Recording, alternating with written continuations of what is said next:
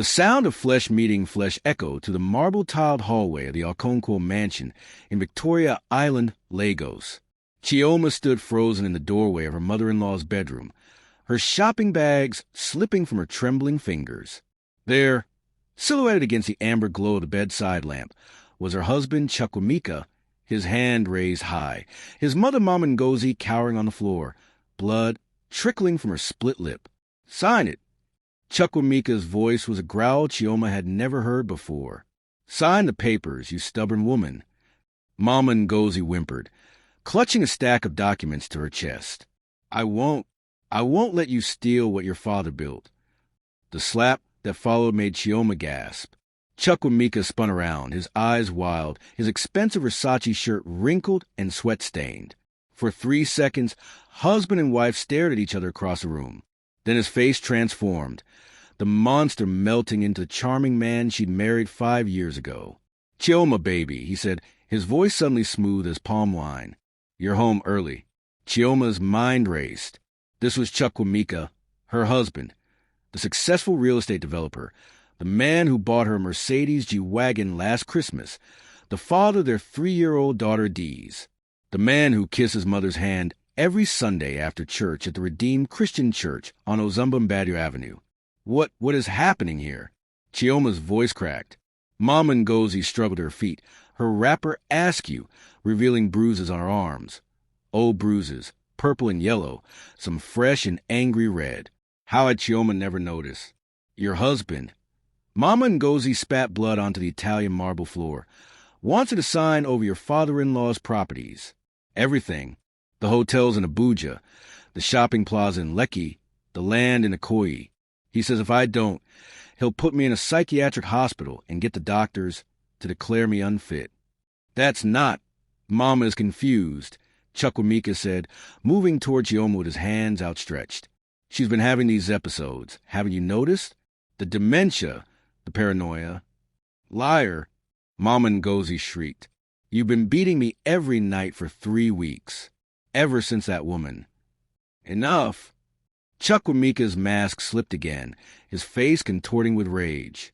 He grabbed the documents from his mother and shoved her backward. She stumbled against the dresser, crying out in pain. Chioma's phone was already in her hand, but Chukwuemeka was faster. He crossed the room in 3 strides and snatched it away. "You don't understand the full picture," he said, his breath hot on her face. "There are things about my mother you don't know. Things about our marriage you don't know." "Then tell me," Chioma whispered, her heart hammering against her ribs. Chukwuemeka smiled, a cold, calculated smile that made her blood run cold. "Tomorrow. We'll talk tomorrow.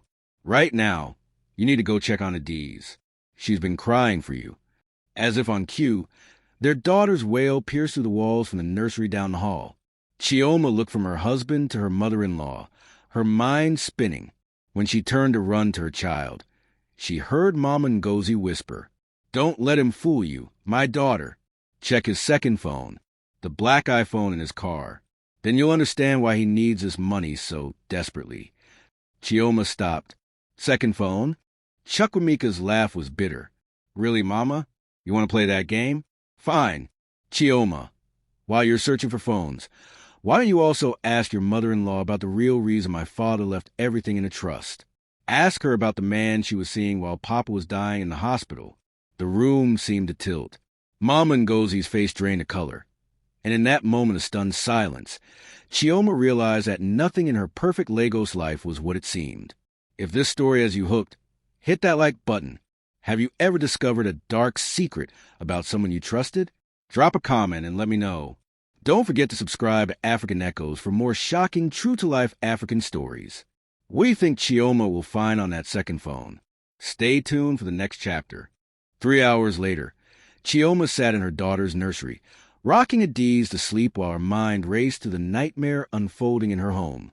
The little girl's breathing finally steadied, her thumb tucked in her mouth, oblivious to the storm brewing around her. Chioma placed her gently in the crib and tiptoed out, her heart pounding with each step. The house was quiet now.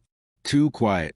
She could hear the distant hum of Lagos traffic on Ahmedabello Way, the occasional horn blaring in the night. Chukwuemeka's study door was closed, a sliver of light visible underneath. Mama Ngozi had retreated to her room. The lock clicked firmly in place for the first time since she'd moved in with them 2 years ago. Chioma descended the stairs, her bare feet silent on the cool marble. Through the floor-to-ceiling windows, she could see Chukwuemeka's black Range Rover parked in the circular driveway, gleaming under security lights. Her hands trembled as she grabbed the spare key from a bowl in the kitchen. What would you do if you walked in on this? Hit like if you've been betrayed, and comment below where you're watching from. Are you in Houston? Atlanta? London? Let me know. The November night air was thick with humidity as Chioma crossed the compound. Their security guard, Musa, was at the gate checking IDs. She had maybe 5 minutes before his rounds brought him back. She clicked the key fob, and the Range Rover's locks disengaged with a soft beep that sounded like thunder in her ears. The interior smelled of Chukwuemeka's cologne, Creta Ventus, the one she bought him for his 38th birthday. She opened the center console with shaking hands. Nothing. The glove compartment revealed only the vehicle documents and a pack of Tom Tom mints. Her heart sank. Maybe Mama Ngozi was confused after all. Maybe the dementia was real. Then she remembered. Chukwuemeka always kept a small compartment under the driver's seat for important things. She'd seen him stash emergency cash there once. Chioma reached beneath the seat, her fingers brushing against leather, then cool metal, then plastic. The black iPhone slid into her palm like a snake. Her own face stared back at her from the lock screen. A photo from their wedding day. Her in traditional Igbo attire, red coral beads around her neck, joy radiating from her smile. That woman seemed like a stranger now. Chioma tried their anniversary. Wrong. She tried Adi's birthday. Wrong. Then, almost without thinking, she tried Mama Ngozi's birthday. The phone unlocked. Her stomach dropped. Why would Chukwuemeka use his mother's birthday as a passcode for a phone? He was hiding from everyone. Unless the WhatsApp icon showed 247 unread messages. Chioma's finger hovered over it. Her breath caught in her throat. Once she opened this, there would be no going back. The perfect life she'd built. The mansion in Victoria Island, the luxury SUV, the designer clothes, the society wedding she attended every Saturday. It might all crumble. She tapped the icon. The first chat was labeled My Queen with a heart emoji. The profile picture showed a woman Chioma recognized instantly. Yetunde Badmus, the celebrated Nollywood actress. They'd met her at a film premiere just last month. Chukwuemeka had introduced her as a business associate, interested in investing in his new hotel project in Abuja. Chioma scrolled through the messages, each one a dagger to her heart. Yetunde, baby, when are you leaving her?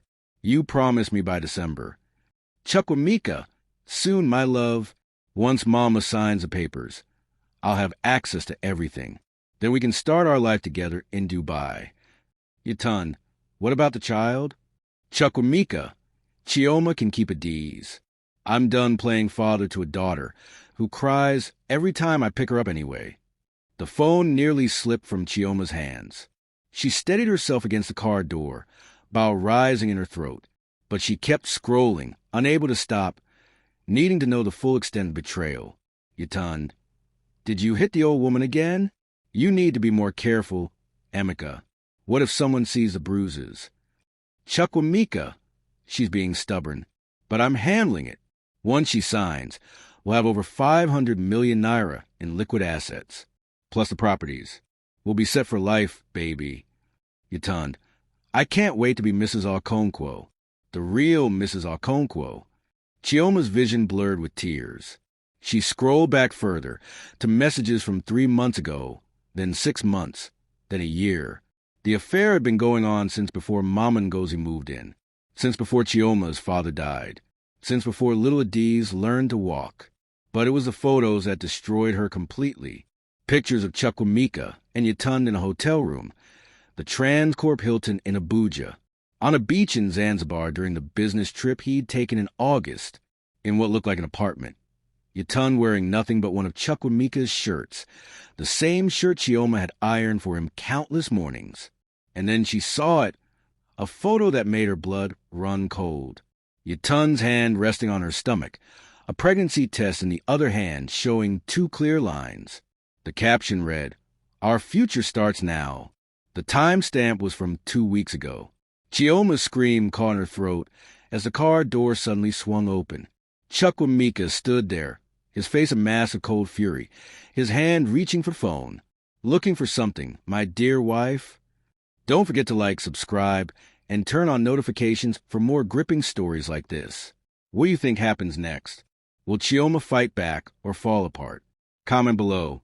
Share this with someone who loves African marriage drama. Chioma's survival instincts kicked in before her brain could catch up. She yanked the car door toward her with all her strength, slamming it into Chukwuemeka's shoulder. He stumbled backward with a grunt of pain, and she seized the moment, bolting from the Range Rover with a black iPhone clutched against her chest like a lifeline. "Musa!" she screamed as she ran across the compound. "Musa, help me!" But the security guard was nowhere in sight, probably at the back gate doing his rounds. The mansion loomed before her, its lights suddenly sinister rather than welcoming. Behind her, she could hear Chukwuemeka's footsteps pounding against the concrete. "Chioma, stop! You don't understand. Let me explain." She burst through the front door and took the stairs 2 at a time, her mind racing faster than her feet. She needed to get to her room, lock the door, and think. But as she reached the landing, a hand grabbed her ankle. She crashed onto the marble steps, pain exploding through her hip and elbow. The phone skittered across the floor. Chukwuemeka loomed over her, his face twisted with an emotion she'd never seen before. Not quite rage, not quite fear. Something darker. "Why couldn't you just stay in your lane?" he hissed, reaching for the phone. "Why couldn't you just be the good wife, enjoy the money, and keep your mouth shut?" Chioma kicked out, her foot connecting with his knee. He howled and loosened his grip. She scrambled up the remaining steps, snatched the phone, and ran. Not to her bedroom, but to Mama Ngozi's room. She pounded on the door. "Mama, Mama, please open up. It's me." The lock clicked, and the door opened just wide enough for Chioma to slip inside. Mama Ngozi quickly bolted it behind them. The older woman's eye was swollen now, her lip crusted with dried blood, but her gaze was sharp, alert, nothing like the confused dementia patient Chukwuemeka had described. "You found the phone," Mama Ngozi said.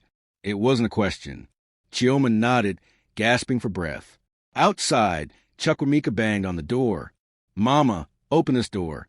This is my house. You hear me? My house." "It's not his house," Mama Ngozi said quietly, moving to sit on her bed. "Nothing is his. Everything. The mansion, the hotels, the land. It all belongs to a trust your father-in-law established before he died. Chukwuemeka gets a monthly allowance of 2 million naira for expenses. But he can't touch the principal, can't sell anything, can't make any major decisions without my approval as a trustee." Chioma stared at her mother-in-law, her mind reeling. "But he told me he was a successful developer. He said he built his business from the ground up." "My husband built it from the ground up," Mama Ngozi corrected, her voice heavy with sorrow. Chukwuemeka's father, Ezekiel, was a brilliant businessman. He knew his son was reckless, a spender, a womanizer like his own father had been. So before he died 3 years ago, Ezekiel made sure Chukwuemeka couldn't destroy what took him 40 years to build. The banging on the door intensified. "I'm calling the police. You're holding my wife hostage." "Let him call," Mama Ngozi said, almost laughing. "Let him explain to the police why his wife ran to my room in terror, why his mother looks like this." She gestured to her bruised face. Chioma sank onto the bed beside her mother-in-law, the black iPhone heavy in her hands. "He's having a baby with Yetunde Badmus, the actress." Mama Ngozi closed her eyes, pain flashing across her features. "I know. You know? I've known for months. That's when the beatings started."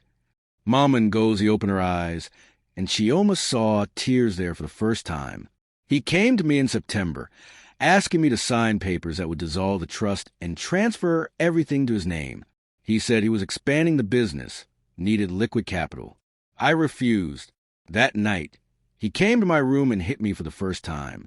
Called me a bitter old woman who wanted to control him from beyond her husband's grave.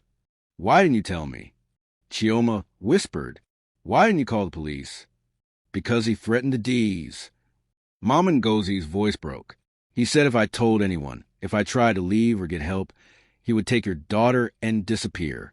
He has connections everywhere, lawyers, judges, policemen on his payroll. Who would believe an old woman over him? The charming Chukwuemeka Okonkwo, pillar of the community, elder at church. The banging stopped. In the sudden silence, they could hear Chukwuemeka's voice through the door. Calm now, almost gentle. Chioma, baby, I know you're upset. I know this looks bad. But you need to understand, Yetunde means nothing to me. She's entertainment. You're my wife. You're the mother of my child. We can work through this. Just open the door. Chioma looked at the phone in her hands, at the messages documenting a year of lies. She thought of her daughter sleeping peacefully in the nursery. She thought of the woman in the photos, pregnant with her husband's child, wearing his shirt, planning to become the real Mrs. Okonkwo. I want a divorce, she said, loud enough for him to hear through the door. The silence that followed was deafening. Then Chukwuemeka laughed, a sound so cold it made the hair on Chioma's arm stand up. A divorce? Fine. Go ahead. But you won't get a kobo. Every account is in my name. The cars, the jewelry, the clothes in your closet. All mine. You signed a prenup, remember? You get nothing. And I'll get custody of a D's. Who do you think the courts will favor? A successful businessman or a woman with no job, no income, and no prospects? Mama Ngozi stood up, her face hardening. Oh, my son, you've forgotten one thing.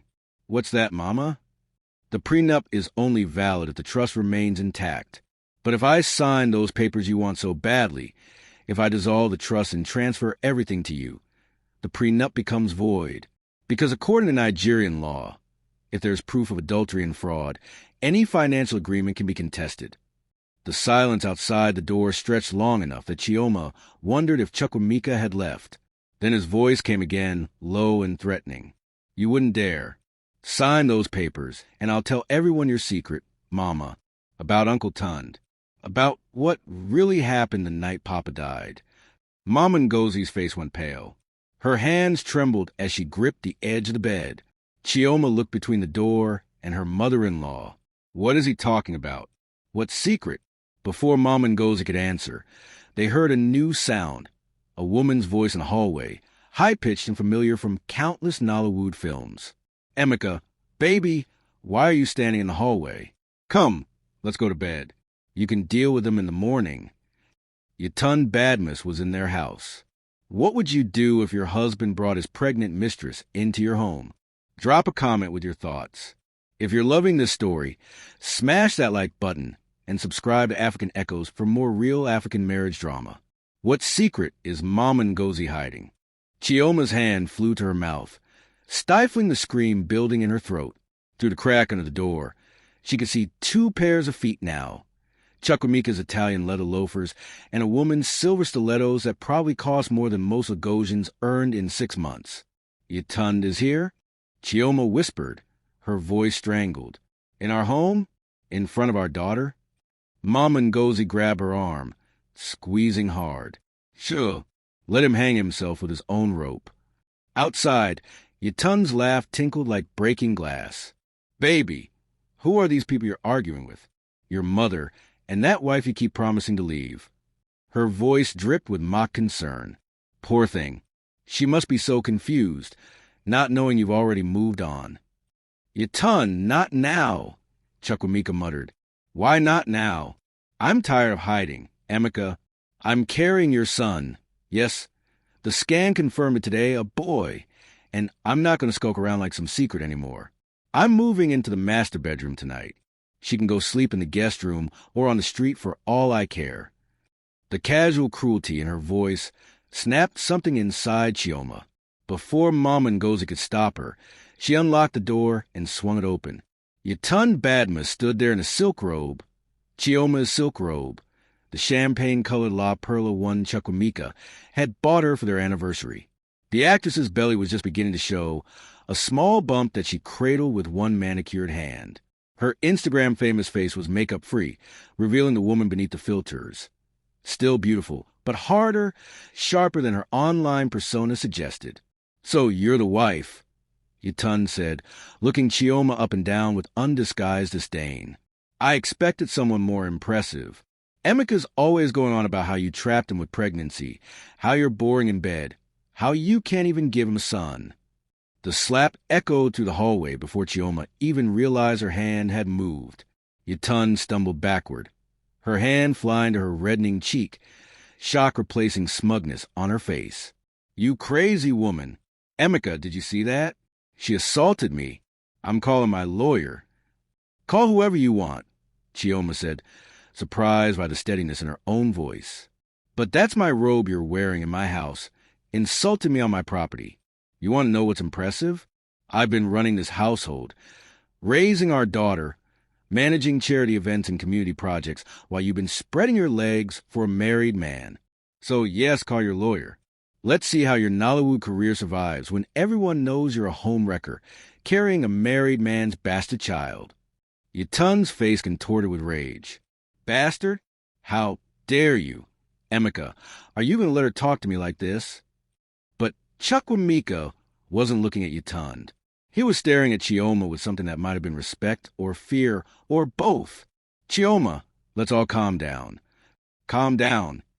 Chioma laughed, a sound bordering on hysterical. "You beat your mother bloody. You've been cheating on me for over a year. You brought your pregnant mistress into our home wearing my clothes, and you want to calm down?" "Former mistress," Yetunde interjected, lifting her chin. "I'm his future wife. As soon as the divorce is finalized." "There will be no divorce," Mama Ngozi said, stepping into the hallway. Her presence seemed to fill the space, making everyone pause. "Not the way you want it, anyway." Chukwuemeka's jaw tightened. "Mama, go back to your room. This doesn't concern you." "Everything about this family concerns me. I'm the trustee of the Okonkwo estate, which means I control everything. The money you've been spending on this woman, the cars, this house, all of it." Mama Ngozi turned to Yetunde. "Did he tell you that, Miss Badmus? Did he tell you that he's essentially my employee? That without my signature, he can't access the real money? That this mansion, the Range Rover you probably drove here, and the jewelry he's bought you, none of it actually belongs to him?" Yetunde's confidence faltered. She looked at Chukwuemeka. "What is she talking about?" "Nothing. She's just trying to cause confusion." "I'm talking about the truth," Mama Ngozi continued. "My husband set up an ironclad trust before he died. Chukwuemeka gets a monthly allowance, nothing more. He's been using that allowance, money meant for his wife and child, to fund hotels in Abuja, where he sleeps with you, money meant for his daughter's education, to buy you designer bags. And now he's been beating me, terrorizing me, trying to force me to dissolve the trust so he can run off to Dubai with you." The color drained from Yetunde's face. "Dubai? What is she?" "Emeka, you said you owned everything. You showed me the property documents." "I will own everything once Mama signs the papers," Chukwuemeka said through gritted teeth. "Babe, don't listen to her. She's bitter because my father loved me more than he loved her." "Your father loved you enough to protect you from yourself," Mama Ngozi said softly. "He knew you had a weakness for women and money, just like your grandfather. He told me before he died, 'Don't let Emeka destroy what I built. He had potential, but he needs boundaries.'" Chukwuemeka's mask finally shattered completely. "Boundaries? He humiliated me. Do you know what it's like to be almost 40 years old and have to beg my mother for money? To have business partners find out I don't actually control my own inheritance? To watch you sit on millions while I have to justify every expense? Those millions are for your daughter's future," Mama Ngozi said. "For her education, her wedding, her security.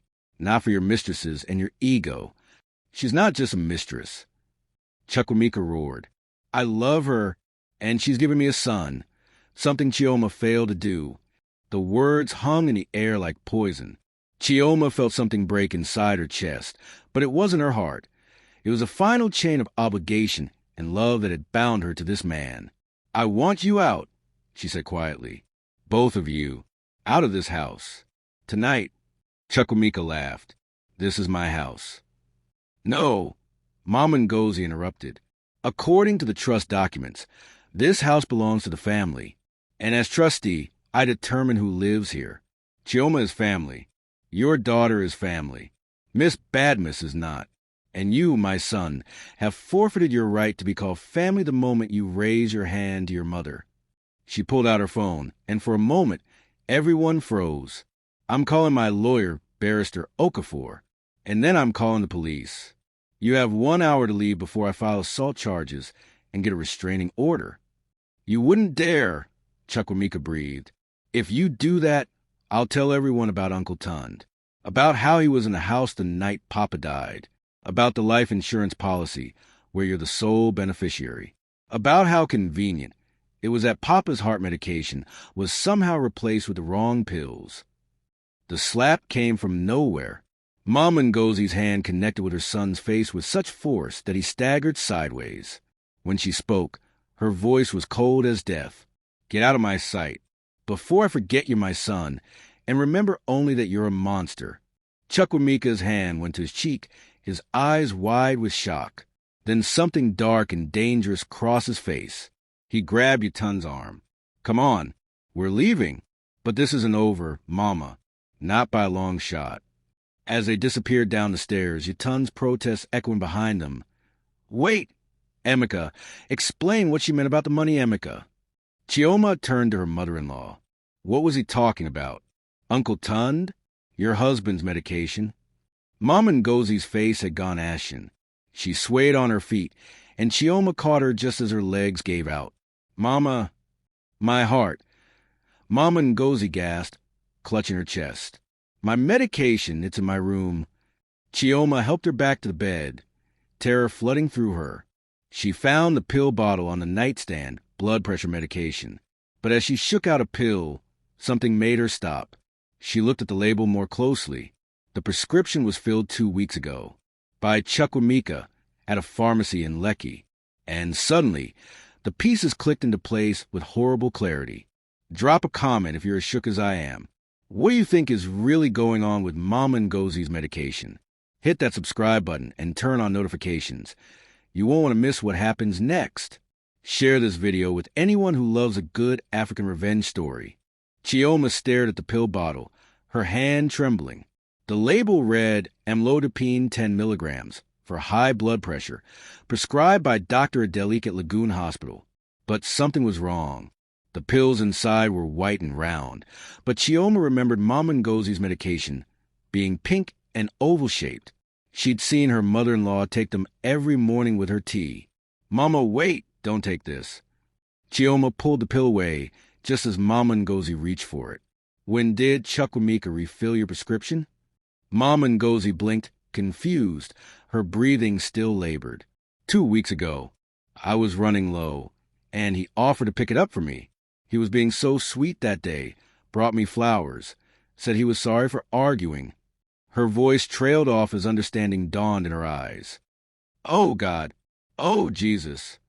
Chioma's mind raced back to Chukwuemeka's words in the hallway, about how convenient it was that Papa's heart medication was somehow replaced with the wrong pills. He hadn't been accusing his mother. He'd been confessing his own playbook. "Your old pills. Do you still have the bottle?" Mama Ngozi pointed to the bathroom with a shaking hand. Chioma rushed in and found in the trash bin a bottle with the same prescription label, but these pills were indeed pink and oval. She held both bottles up to the light, comparing them. "These aren't the same medication," Chioma said, her voice hollow. "Mama, he's been poisoning you." The words seemed to suck the air from the room. Mama Ngozi's face crumpled, and for the first time since this nightmare began, the older woman wept deep, racking sobs that shook her entire body. "My son," she choked out between tears. "My baby boy. I held him when he was born. I nursed him. I prayed over him every night. And he's trying to kill me." Chioma wrapped her arms around her mother-in-law, her own tears flowing freely now. Below them, they could hear car doors slamming, an engine roaring to life. Chukwuemeka was leaving, probably taking Yetunde to one of his hotels. But he'd be back. Men like him always came back. "We need to go to the hospital," Chioma said, wiping her eyes. "Now. We need to get you checked, and we need to have these pills tested." "No hospital," Mama Ngozi said firmly, pulling herself together with visible effort. "Not yet. First, we need to be smart. If we go to the hospital now, he'll know we suspect something. He'll dispose of evidence, call in favors, maybe even file papers claiming I'm mentally unfit. We need proof first. Real proof." Chioma wanted to argue, but she could see the wisdom in her mother-in-law's words. This was Lagos. Money talked, and Chukwuemeka had connections everywhere, or at least everyone thought he did. "What about Uncle Tun?" Chioma asked. What was Chukwuemeka talking about? Mama Ngozi closed her eyes. Pain etched across her features. "Tun is my younger brother. When Ezekiel was sick, the cancer had spread to his bones. He was in so much pain. Tun stayed with us. He helped me care for him during those final weeks. People talked, said things weren't appropriate. A widow-to-be shouldn't have a man in the house who wasn't her husband. But Tun was family, and I needed help. And the life insurance? Ezekiel had a policy for 20 million naira, standard for a man of his wealth. When he died, people whispered that I'd married him for money, that I was happy he was gone. But I love my husband, Chioma. For all his faults, I loved him." Fresh tears spilled down her cheeks. "Chukwuemeka has tried to paint me as a murderer, so that if anything happens to me, it looks like karma, like God's judgment." A sound from the hallway made them both freeze. Footsteps, small, hesitant footsteps. "Mummy?" Adiz stood in the doorway. Her favorite stuffed elephant clutched to her chest, her eyes wide and frightened. "Why is everyone shouting? Where did Daddy go?" "I heard him talking to that pretty lady from TV." Chioma's heart shattered. She crossed the room and scooped her daughter into her arms. "Baby, everything's fine. Daddy just had to go out for a little while." But he sounded angry. "And Grandma's crying. Did I do something bad?"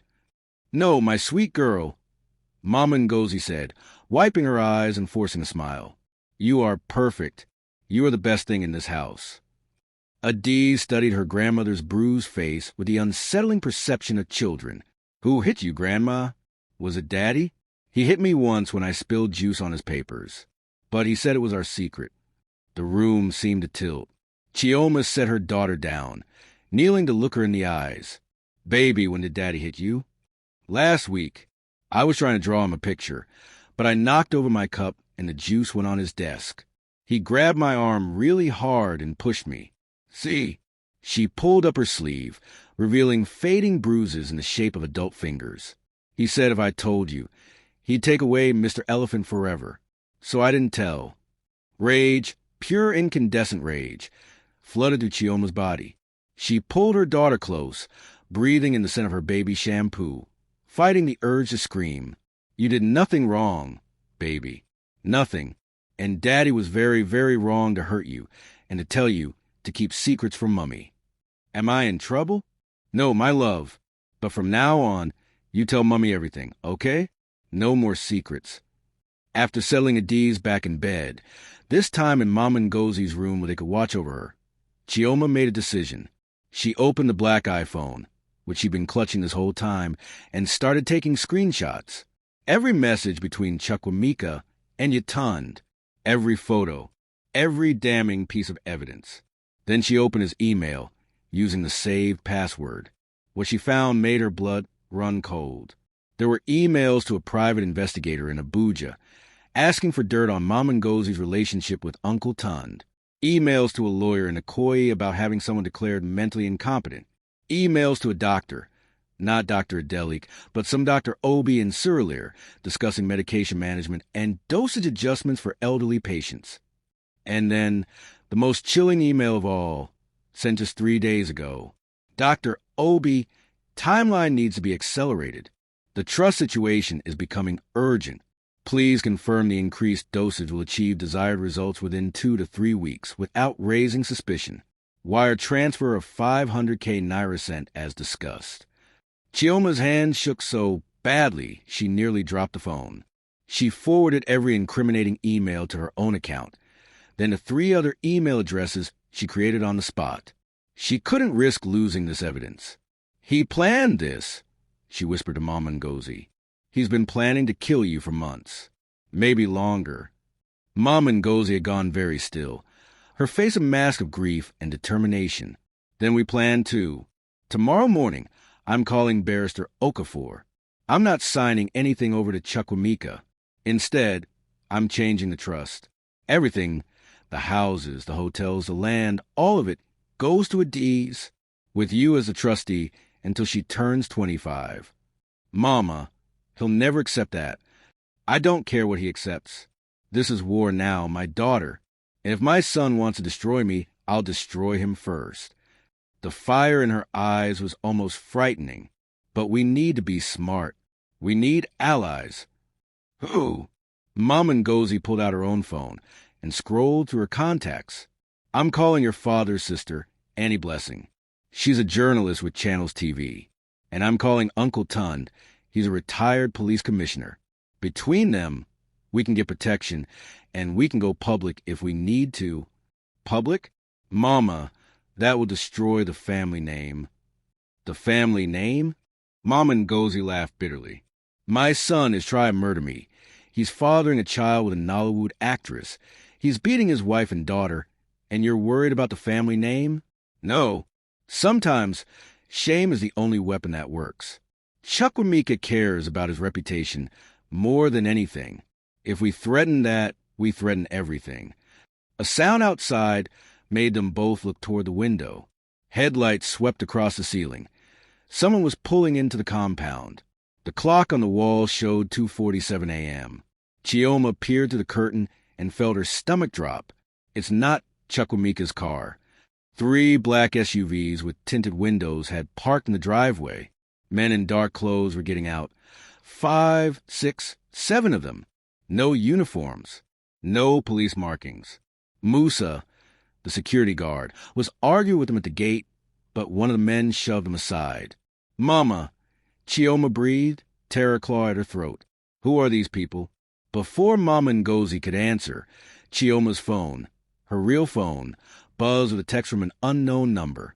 "You have something that belongs to me. Those men are coming to get it. And if you share what's on that phone with anyone, they're coming for your daughter too. Your move, wife." Oh my God, what is Chioma going to do? Comment below if you think she should run or fight. Don't forget to hit that like button and subscribe to African Echoes. We post stories like this every week. What would you do if armed men came for you in the middle of the night? Let me know in the comments.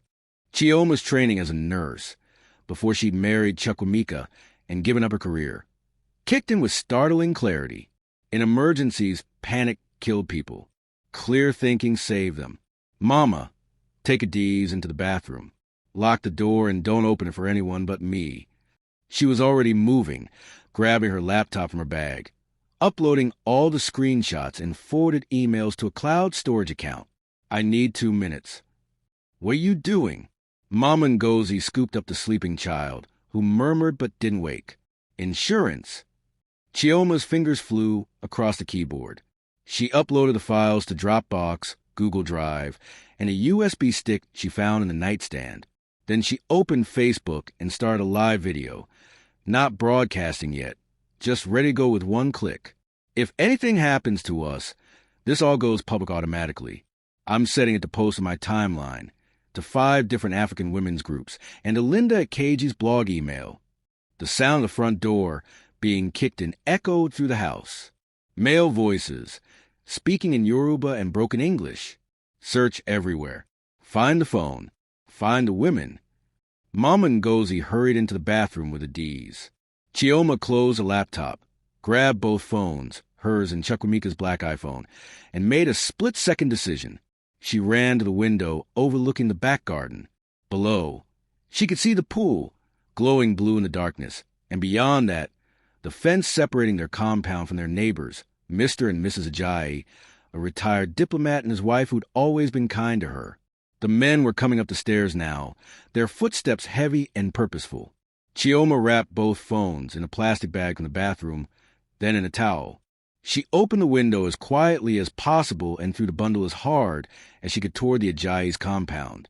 It sailed over the fence and landed in their garden with a soft thud she could barely hear over the pounding of her own heart. The bedroom door exploded inward just as she turned around. 3 men entered, their faces hard, eyes cold. They weren't police. She could tell by the way they moved, the way they looked at her like she was prey, not a citizen with rights. "Where's the phone?" the largest one demanded in English. His accent was Delta State. She thought, maybe worry. "What phone?" Chioma's voice was steadier than she felt. "I don't know what you're talking about." He crossed the room in 2 strides and grabbed her throat, slamming her against the wall. Stars exploded across her vision. "Don't play games, madam. Olga said you took his phone from the car. Where is it?" "I don't." His grip tightened. Black spots danced at the edges of her vision. Through the bathroom door, she could hear Adiz starting to cry. Mom and Ngozi trying to shush her. "There's someone in there," another man said, moving toward the bathroom. "No." Chioma choked out. "Please, my daughter. She's only 3. The man holding her throat leaned close, his breath hot and foul. "Then tell me where the phone is, and we leave your daughter alone." Chioma made her choice. "Downstairs. In the kitchen. I hid it in the rice container. The big one by the stove." He studied her face, looking for lies, then released her. She collapsed to her knees, gasping. "Tund, go check the kitchen." He ordered one of his men, then to Chioma. "If you're lying, I'm coming back for the child." They left one man to guard her while the others thundered downstairs. Chioma could hear them tearing apart her kitchen, cabinets slamming, dishes breaking, her beautiful kitchen being destroyed. Good. Let them search. By time, the guard watching her was younger than the others, maybe 25. He wouldn't meet her eyes. Some small part of him was still human, still capable of shame. "Please," Chioma said softly. "Whatever he's paying you, it's not worth this. There's a 3-year-old child in that bathroom. You want that on your conscience." "Shut up," he muttered, but his voice lacked conviction. "You have sisters? A mother? Imagine someone doing this to them."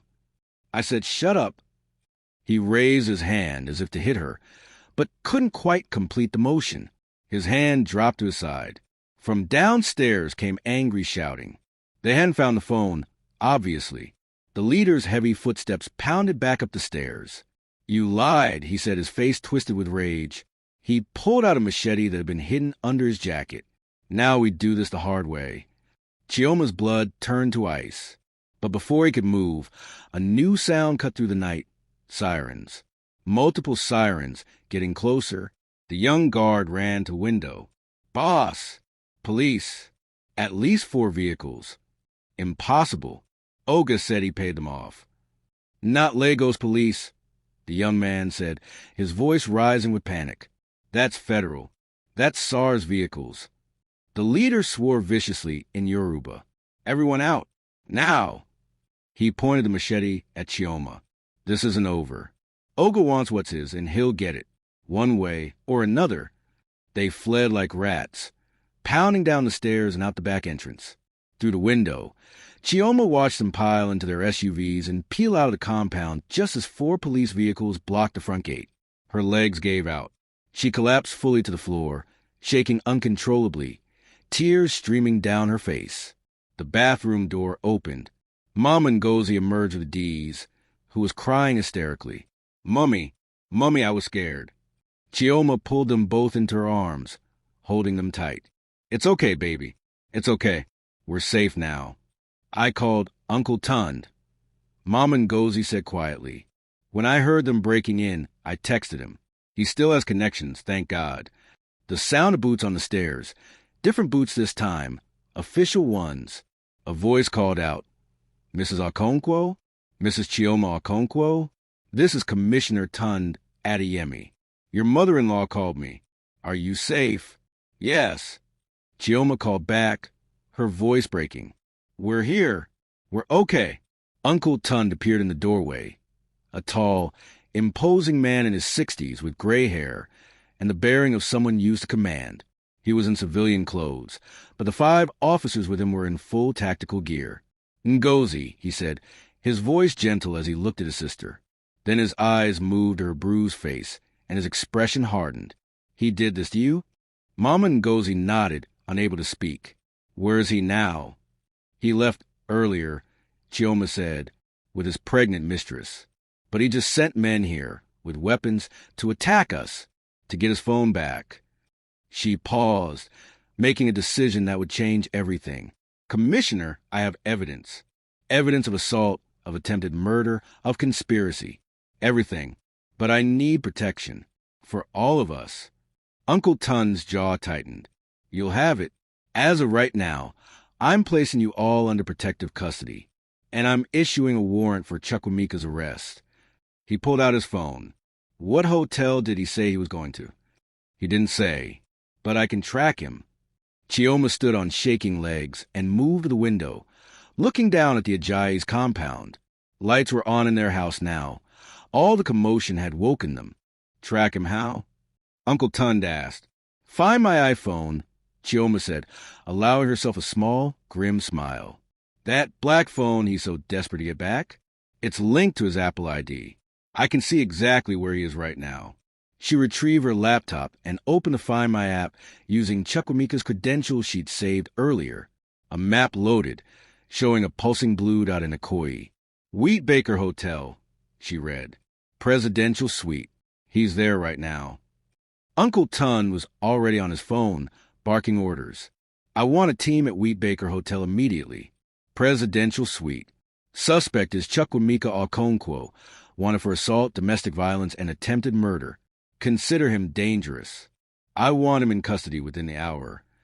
As the officers rushed out to execute the order, Mama Ngozi sank onto bed, looking suddenly ancient and fragile. "It's really happening," she whispered. "I'm having my own son arrested." "He tried to kill you, Mama," Chioma said, sitting beside her.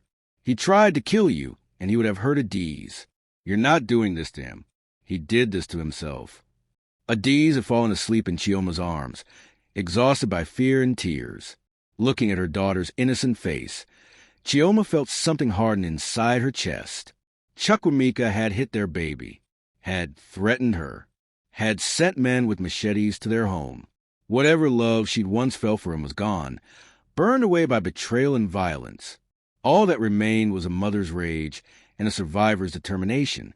"Uncle Tun," she said quietly, "I need to retrieve something from my neighbor's garden, and then I need to show you everything. Every message, every email, every piece of evidence. I want him destroyed." Uncle Tun looked at her, really looked at her, and nodded slowly. "Then that's what we'll do."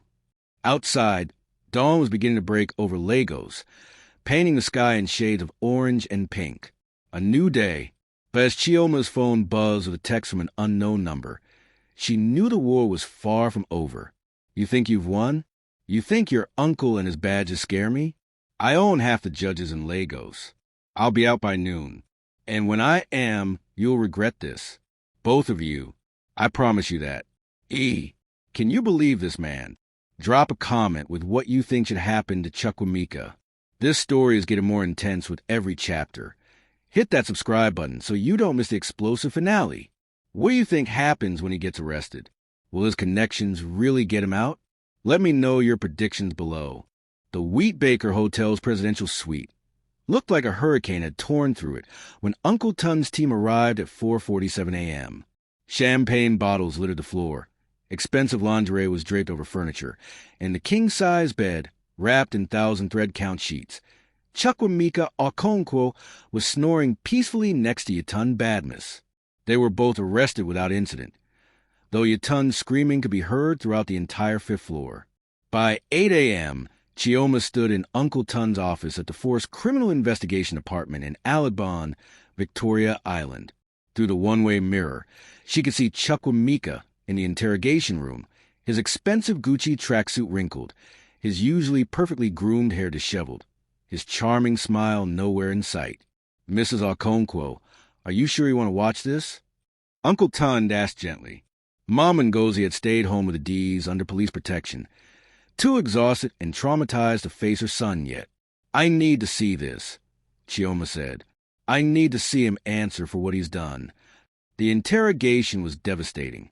Faced with the mountain of evidence Chioma had provided, the screenshots, the emails, the pill bottles, photographs of Mama Ngozi's bruises, medical reports, bank transfers to Dr. Obi, Chukwuemeka's facade crumbled like cheap cement. You don't understand, he kept saying, running his hands through his hair. She was controlling everything. My own mother, treating me like a child, making me beg for my own inheritance. Do you know what that does to a man? The humiliation. So you beat her? Uncle Tun's voice was ice cold. You tried to poison her? I just wanted what was rightfully mine. My father built that empire, and I'm his son, his only son. Everything should have been mine. Your father built it specifically so you couldn't destroy it, Uncle Tun said. He knew exactly what kind of man you are. A man who beats his elderly mother. A man who strikes his 3-year-old daughter. A man who sends thugs with machetes to terrorize his wife. Chukwuemeka's head snapped up. Those men weren't supposed to hurt anyone. I just wanted my phone back. That phone has sensitive information. Information about your affair with Miss Badmus? Your embezzlement of trust funds? Your conspiracy to commit murder? I never tried to murder anyone. Chukwuemeka shouted. The pills. I just wanted her confused, maybe a little sick. Compliant. I wasn't trying to kill her. Dr. Obi's email suggests otherwise. The dosage you requested would have caused a fatal stroke within weeks. The color drained from Chukwuemeka's face. That's not what he told me. He said it would just make her weak enough to sign the papers. Dr. Obi has also been arrested. Uncle Tun said calmly. He's already confessing to everything. Says you promised him 2 million naira and a position at your hotel's wellness center once you gain control of the trust. Chioma watched her husband, her soon-to-be ex-husband, collapsing on himself. For a moment, she almost felt pity. Almost. Then she remembered Adi's small arm, bruised in the shape of adult fingers. She remembered Mama Ngozi's bloody lip, her swollen eye. She remembered the terror of armed men breaking into her home. The pity evaporated like morning dew. I want to see my wife, Chukwuemeka said suddenly, looking directly at the mirror as if he knew she was there. Choma, baby, I know you're listening. Please, let me explain. This is all a misunderstanding. The only misunderstanding, Uncle Tun interrupted, is your belief that you get away with this. You're being charged with attempted murder, aggravated assault, domestic violence, child abuse, conspiracy to commit fraud, and threatening violence. Even your famous connections won't save you from this. Not when it goes public. Public. Chukwuemeka's eyes widened with genuine fear. The first real emotion besides anger Chioma had seen from him all morning. No, you can't. My reputation, my business. Should have thought of that before you terrorized your family, Uncle Tun said. He stood, gathering his files. Your lawyer is on the way. I suggest you start preparing for a very long trial. Outside the interrogation room, Chioma's phone rang. It was Auntie Blessing, her late father's sister and senior journalist at Channels TV. Chioma, my dear, I've been talking to my producers. Your mother-in-law's story, this needs to be told. Domestic violence against elderly parents by their children is an epidemic nobody talks about. And with Yetunde Badmus involved, a Nollywood star. She paused. This could change things. Start real conversations. Save lives. But only if you're willing to go public. Chioma looked through the window at Chukwuemeka, who sat with his head in his hands, the mighty brought low. Part of her wanted to spare the family the shame, to handle this quietly, to protect the D's from the scandal. But another part, the part that had survived years of subtle manipulation, that had watched her mother-in-law suffer in silence, that had nearly lost her daughter to a violent man's rage, that part knew Auntie Blessing was right. Silence protected predators. Truth protected victims. I'll do it, Chioma said. But I want one thing clear. This isn't about revenge. This is about making sure no other woman, no other mother, suffers in silence because she's afraid of what people will say. That's exactly the angle we'll take. Auntie Blessing promised. Can you come to the studio this afternoon? We'll do it tastefully, protect Adi's identity, but tell your story. The real story of what happens behind the gates of Lagos mansions. 3 hours later, Chioma sat across from Annie Blessing in the channel's TV studio in Ishery Road. Her hands were steady now, her voice clear. She'd changed into a simple navy dress, removed her wedding rings, and put her hair in a neat bun. She looked like what she was, a survivor, not a victim. Mrs. Okonkwo. Annie Blessing began as the cameras rolled. Thank you for having the courage to speak with us today. Can you tell our viewers what drove you to finally come forward? Chioma took a deep breath. For years, I believed the lie that successful men don't abuse their families, that violence only happens in poor homes, uneducated families, that if you have money, designer clothes, a nice car, you must be happy. But domestic betrayal and abuse don't care about your bank account.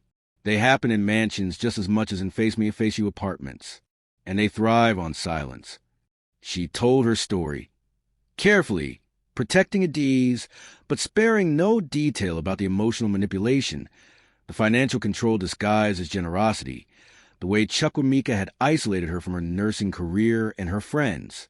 She talked about discovering the infidelity, about finding Mama Ngozi beaten and bruised, about the pills that were meant to kill. The worst part, Chioma said, her voice breaking slightly, was realizing how many people probably knew or suspected something was wrong, but said nothing. How many times did I smile at church events with makeup covering my stress? How many times did Mama Ngozi make excuses for falling, when really her son had pushed her? We hide our pain to protect our family's reputations. But who is that really protecting? The interview went viral within hours. By evening, #Justice for Mama Ngozi was trending on Nigerian Twitter. By the next morning, 3 more women had come forward with stories of abuse by wealthy, respected men. A lawyer contacted Chioma, offering pro bono services. An NGO focused on elder abuse asked Mama Ngozi to become their spokesperson. And Yetunde Badmus's endorsement deals began dropping like flies. 2 weeks later, Chioma stood in Barrister Okafor's office in Ikoyi as Mama Ngozi signed new trust documents. Everything, every property, every business, every naira, was now held in trust for Adi's, with Chioma as trustee. Chukwuemeka would receive nothing. Even his monthly allowance was revoked. He'll appeal, Barrister Okafor warned. He'll claim you influenced his mother while she was traumatized. Let him appeal, Mama Ngozi said firmly. Her bruises had faded, replaced by a steely determination that made her seem younger, stronger. I'm not a senile old woman he can manipulate anymore. I'm a survivor, and I'm protecting my granddaughter's future. The trial took 6 months. Chukwuemeka's expensive lawyers fought hard, but the evidence was overwhelming. Dr. Obi testified against him in exchange for a reduced sentence. The thugs who'd broken into the house were arrested and identified Chukwuemeka as the man who'd hired them. Bank records showed money flowing from trust accounts to Yetunde's accounts, to hotel suites, to Dr. Obi. In the end, Chukwuemeka Okonkwo was sentenced to 15 years for attempted murder, with additional concurrent sentences for assault and child endangerment. Yetunde Badmus, who claimed ignorance of Chukwuemeka's crimes but was convicted of conspiracy to commit fraud, received 3 years. She had her baby, a son, in prison. Chukwuemeka never met him. 1 year after that terrible November night, Chioma stood on the balcony of the Victoria Island mansion, her mansion now, legally, watching Adi's play in the garden with Mama Ngozi. The little girl was in therapy, healing from the trauma, learning that love shouldn't hurt. She rarely asked about her father anymore. Chioma had returned to nursing, working part-time at a women's shelter she'd helped establish with the compensation money from the trust. She'd also started a foundation called Break the Silence that provided legal aid and safe housing for victims of domestic violence across Lagos. Her phone buzzed with a message from Uncle Tund. Saw your interview with BBC Africa. Your father will be so proud of you. Chioma smiled, tears pricking her eyes. She'd lost so much. Her marriage, her illusions, her naive belief that love could fix everything. But she'd gained more. Her voice, her strength, her daughter's future, her mother-in-law's life. And sometimes, she'd learned, destroying the life you thought you wanted was the only way to build a life you actually needed. Mummy, a Dee's call from the garden. Come see. Grandma and I planted roses. Chioma headed down to join them, the Lego sun warm on her face, the sound of her daughter's laughter like medicine for her soul. Behind her, the mansion stood as a monument not to Chukwuemeka's success, but to the women who'd survived him. And in a prison cell in Kirikiri, Chukwuemeka Okonkwo sat alone with his choices, finally understanding what his father had known all along. A man who destroys his family destroys himself. Thank you for watching this journey on African Echoes. What did you think of Chioma's story? Drop a comment below with your thoughts on her transformation from victim to survivor. If this story touched you or reminded you of someone's struggle, please share it. You never know who might need to hear that they're not alone and that there is a way out. Don't forget to like this video, subscribe to African Echoes, and hit that notification bell so you never miss our powerful African stories. Have you or someone you know experienced domestic betrayal or emotional manipulation? Remember, your silence protects your abuser, but your voice can save your life. What story should we tell next? Comment your suggestions below. And remember, no mansion is worth your peace, no ring is worth your safety, and no love should ever leave bruises. Stay strong, stay safe, and keep breaking the silence. See you in the next story.